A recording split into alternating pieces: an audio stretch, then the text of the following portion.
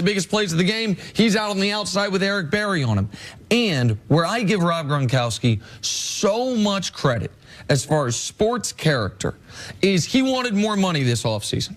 They didn't give him any of it. What they did was they gave him reachable incentives in his contract. He didn't reach any of them. Not one. And he didn't let that lessen his want to or his effort blocking at all. There's no incentive he's going to reach because of his blocking, but his blocking is what eliminated the great Chargers pass rush in that divisional round game. Melvin Ingram, Joey Bosa, it appeared they didn't show up. Gronk had such an impact on that game. This year, Gronk, the first healthy year of his career that he has not been a red zone threat at all. He's always had at least 8 red zone touchdowns every year he's played at least half the games. This year he had 1.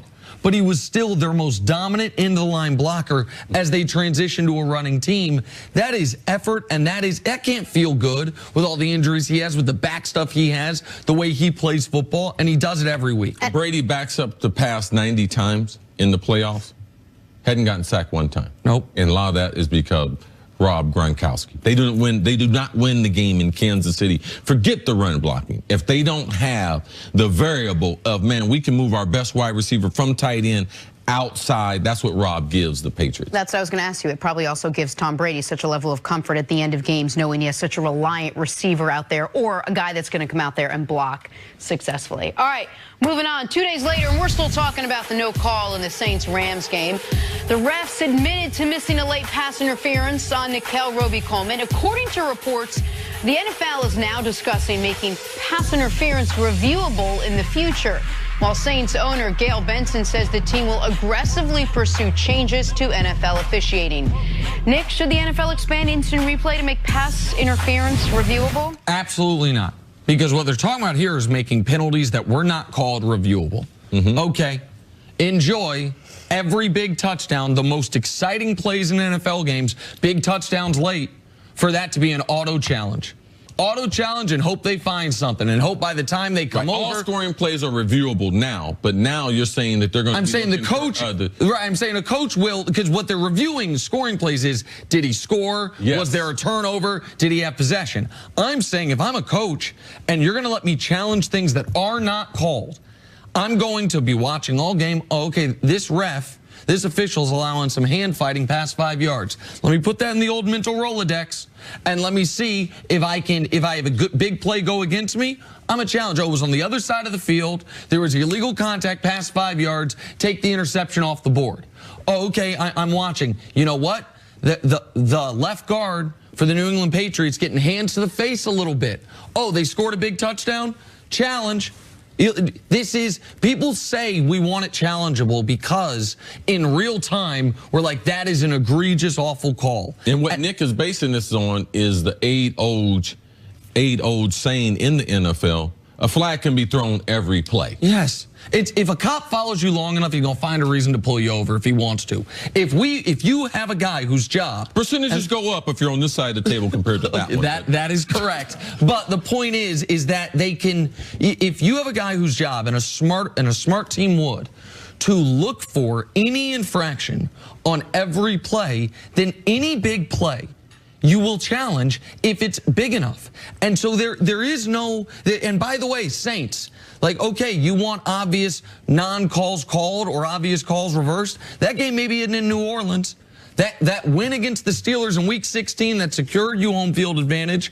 I know Chris thought it was pass interference. The referees on television on the Joe Hayden play against the Steelers, they sure seem not to. I didn't. I wonder if the referees would have said, oh, you know what? That wasn't no pass interference. Sorry, New Orleans, you don't win that game. Like, it can be awful in real time when it's this bad. There is the human element.